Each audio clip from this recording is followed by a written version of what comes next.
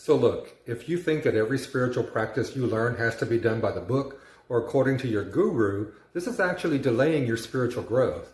Now you could be wanting to try something new that you've learned, and you're feeling guilty or unsure about it because you think you have to follow the book or the protocol. So you're worried about making adjustments and wondering if it will work.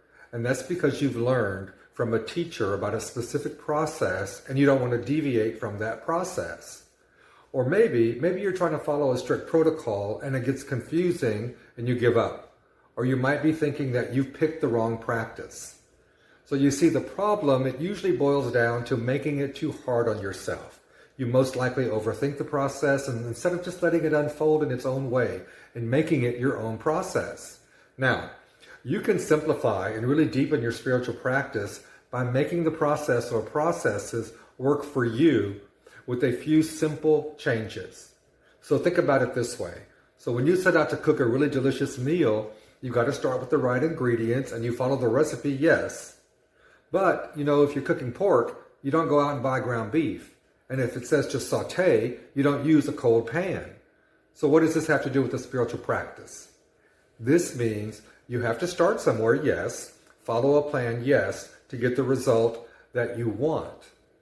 But the good news is that by not doing things exactly by the book or exactly as you've been taught, that doesn't mean that you've ruined your spiritual practice.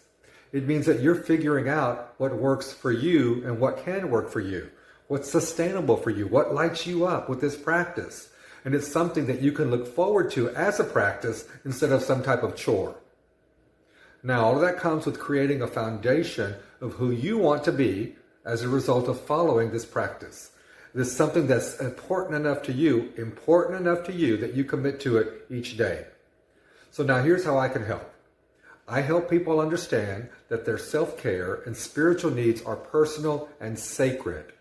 I help people experience sacred self-care through the power of spiritual practices that are melding ancient wisdom with our modern mindset.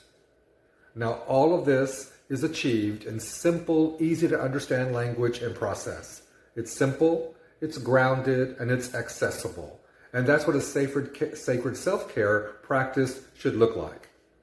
So you can continue with struggle and stress and tension of trying to get it all together with your practices and end up going nowhere and maybe giving up.